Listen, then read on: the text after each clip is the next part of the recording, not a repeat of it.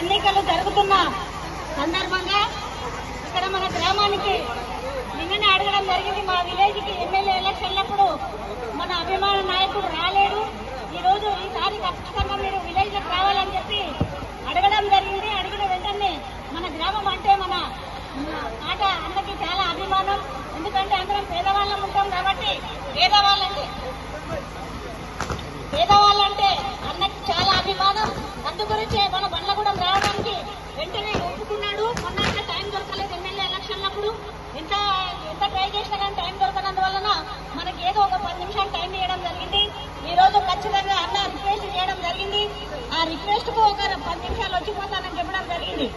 ఈ రోజు మెదక్ పార్లమెంట్ ఎన్నికల సందర్భంగా మన అభిమాన నాయకుడు కాటా శ్రీనివాస్ ఆదేశాల మేరకు మన నీలం మధు క్యాండిడేట్ అభ్యర్థికి మనము గత వారం రోజుల నుంచి ప్రచారం చేయడం జరిగింది.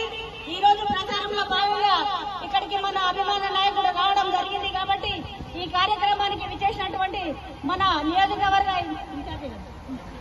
పార్లమెంట్ ఇన్ఛార్జి కాటా శ్యామగౌడన్న గారికి మరియు మన అందరి అభిమాన నాయకుడు ఆరాధ నాయకుడైనటువంటి కాటా శ్రీనివాస్ గౌడ్కి మరియు ఇక్కడికి విచ్చేసినటువంటి మన గ్రామ ముఖ్య నాయకులకి మరియు నా ఎదుట నిలబడినటువంటి నా అక్కలకి, నా చెల్లెళ్ళకి, నా అన్నలకి, నా తమ్ముళ్ళకి అందరికీ కూడా పేరు పేరున హృదయపూర్వక నమస్కారాలు. 2 గంటల నుంచి కూడా వేసి అన్న కోసము. కాబట్టి మీ అందరూ కూడా వందనాలు తెలియజేసుకుంటున్నాము. ముఖ్యంగా మన గ్రామంలో ఉన్నాయి 3 సమస్యలు. ఆ 3 సమస్యలలో గత 10 ఏళ్ల నుంచి కూడా మనం చెప్తున్నాము. మనం అధికారంలో లేము కాబట్టి అవి చేయలేకపోయినాము. ఇప్పుడు అధికారంలో ఉన్నాము. అన్ని కూడా కాటా సీనన్న గారి ఆధ్వర్యంలోనే జరుగుతాయి. కాబట్టి మనకున్నది ఒకటి కరెంటు సమస్య, అది హైటెన్షన్ వైర్లు ఇళ్ల మీద నుంచి ఉన్నాయి. అన్నగారు ఎంపీ ఎలక్షన్ అయిన తర్వాత ఆ హైటెన్షన్ వైర్లు ఏవైతే ఉన్నాయో అవన్నీ కూడా మాట్లాడి తీయించడం జరుగుతుంది. ముఖ్యంగా ఇక్కడ బోర్ నీళ్లు రోజు విడిచి రోజు బోర్ నీళ్లు వచ్చేటి, ఆ బోర్ నీళ్లు రావడం లేదు. ఆ బోర్ నీళ్లు మళ్ళీ మనము ఎంబడి అన్నగారికి చెప్పి ఆ బోర్ నీళ్లు మిషన్ భగీరథ నీళ్లు కలిపి డైలీ వాటర్ వచ్చేటట్లు చేయిస్తామని చెప్పేసి, మరియు అందరికీ అవసరమైనటువంటి శ్మశాన వాటిక అది ఏదైతే ఉందో గత నాయకులు మొత్తం కబ్జా చేసి అమ్ముకోవడం జరిగింది. మనందరికి కూడా ఎన్నికల్లో చెప్పిండు, మీకు ఎక్కడైనా 2 ఎకరాలు కొనిస్తామని చెప్పిండు. కొనిచ్చిండ్రా ఎవరికన్నా?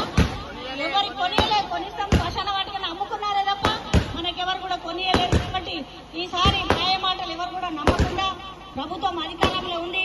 పేదల పార్టీ మన కాంగ్రెస్ పార్టీ ఏదైనా మాట ఇచ్చిందంటే మాట మీద నిలబడే వ్యక్తులు, మాట మీద నిలబడే పార్టీ ఒక కాంగ్రెస్ పార్టీ మాత్రమే. అయితే మనం ముఖ్యంగా ఇప్పుడైతే మనకు గ్యారంటీలు ఏవైతే ఎమ్మెల్యే ఎలక్షన్ లో 6 గ్యారంటీలు ఏవైతే ఇచ్చిందో 6 గ్యారంటీల్లో మీకు అందరికీ తెలుసు 5 అమలవుతున్నాయి.